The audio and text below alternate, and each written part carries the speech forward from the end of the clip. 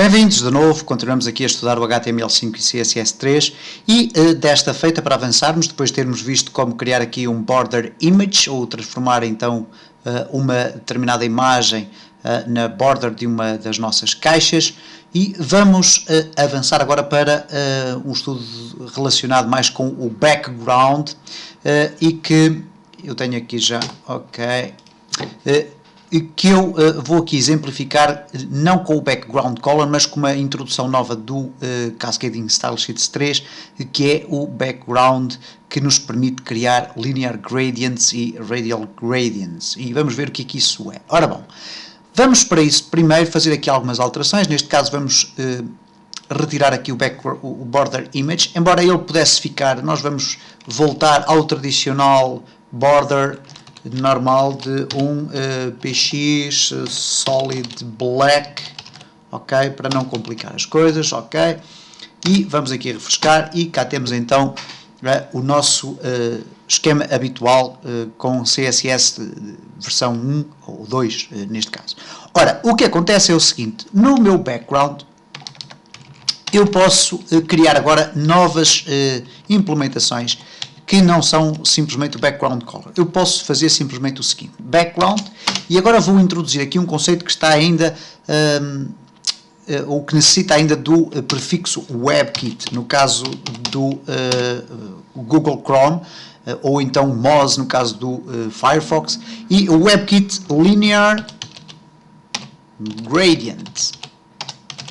Ora, e este valor é na realidade uma função, uma vez que ela necessita de ter aqui alguns parâmetros. Neste caso, eu vou definir em primeiro lugar a partir de que ponto é que o gradient vai ser feito. E quem não conhece o termo gradient, significa gradação de cores, isto é, a transição entre duas cores. Então eu vou definir aqui três valores. Primeiro, por exemplo, top, e depois vou definir dois valores, black e white.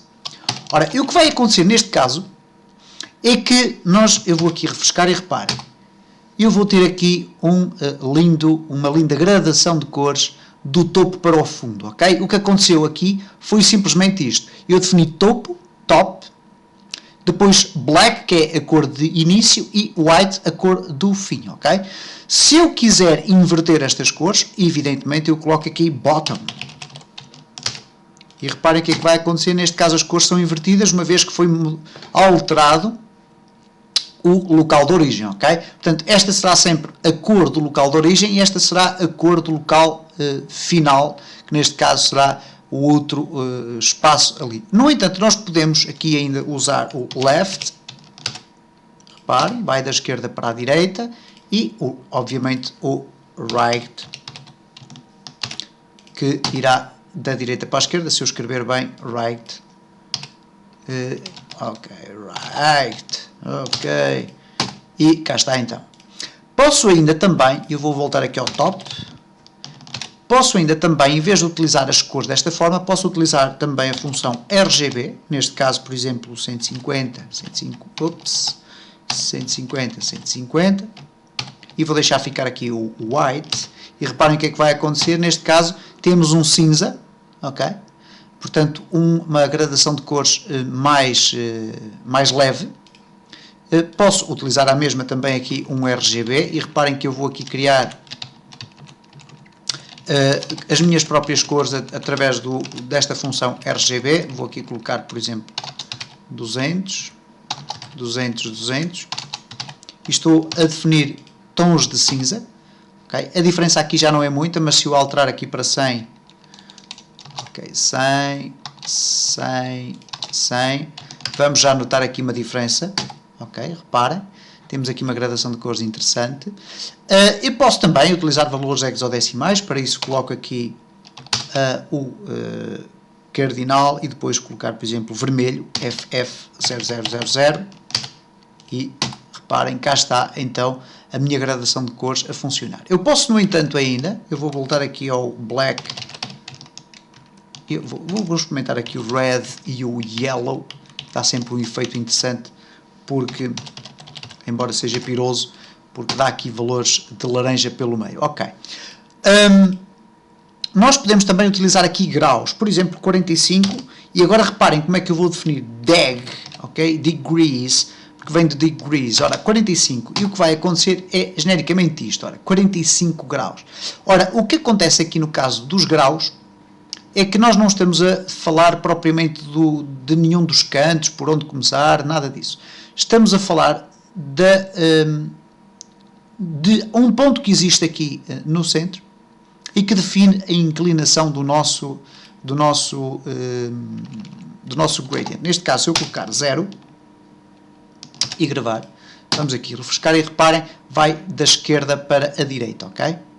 Então, neste caso, se eu colocar menos 45, reparem como os meus graus estão a circular no sentido dos ponteiros de relógio, neste caso, se eu estiver a usar o sinal negativo, ok? Caso contrário, os graus vão funcionar no sentido contrário ou inverso aos ponteiros de relógio. O que quer dizer que se eu colocar aqui 90 degrees, é a mesma coisa que eu colocar bottom, ok? Reparem, o vermelho vai ficar ao fundo e o amarelo no topo. Ora, vamos verificar que cá está o vermelho no fundo e o amarelo no topo. Evidentemente que se eu quiser que com os graus eu tenha, por exemplo, o vermelho deste lado e o amarelo dali, eu vou ter que utilizar aqui então, ora, 90 mais 45, vamos utilizar 135 graus, e reparem, cá está então o vermelho a fazer a gradação de cores para aquele lado, ok? E portanto esta é a exemplificação do que nós podemos fazer com o Linear Gradient. No entanto, existe também a possibilidade de definirmos, por exemplo, um Radial Gradient. Só que neste caso, os valores que vamos aqui colocar dentro serão diferentes. E vamos aqui, atenção que isto vai se tornar complicado, vamos aqui colocar, por exemplo, Center, Circle, Blue, e depois vamos colocar aqui Blue 0%, e depois vírgula, Yellow 100%, ok?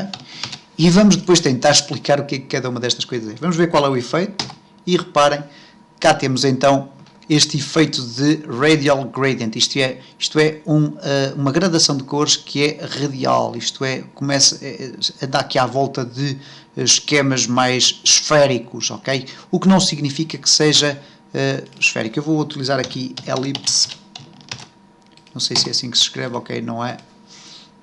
Elipse, ok. E cá está. Reparem que neste caso já não utilizei nenhum circle, mas sim o ellipse para obrigatoriamente me colocar aqui este efeito.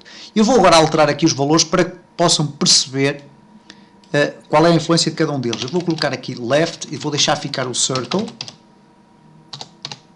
Circle. Ok. E reparem como o que aconteceu foi que eu coloquei o centro à esquerda, ok?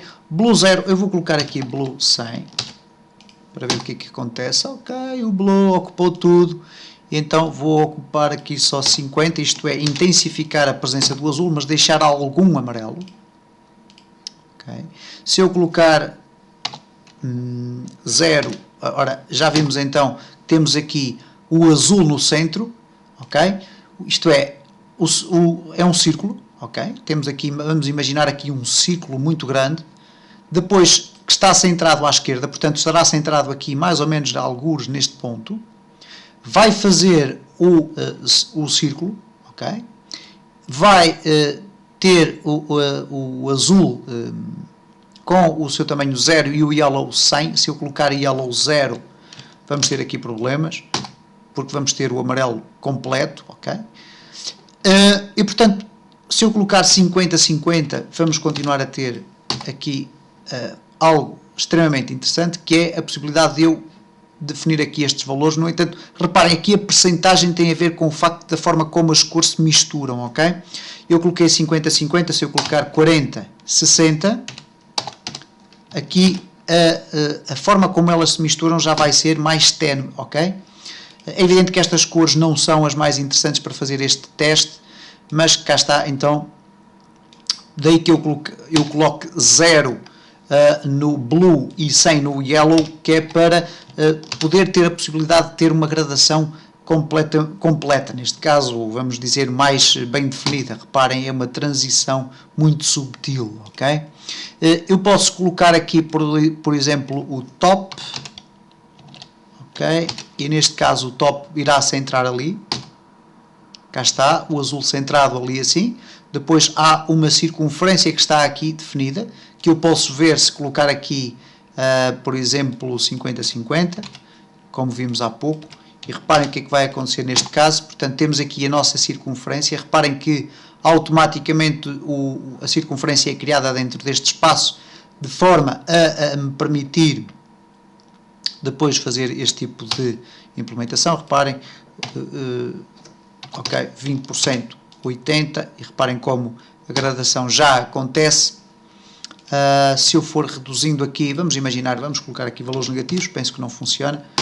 Ok, sim, funciona. Eu posso colocar aqui, por exemplo, menos 50 e o azul vai praticamente desaparecer. Reparem como há muita versatilidade aqui no Radial Gradient que nós podemos utilizar, da mesma forma que existe também no Linear Gradient e que nós não exploramos de forma tão detalhada, mas que iremos ver no próximo vídeo.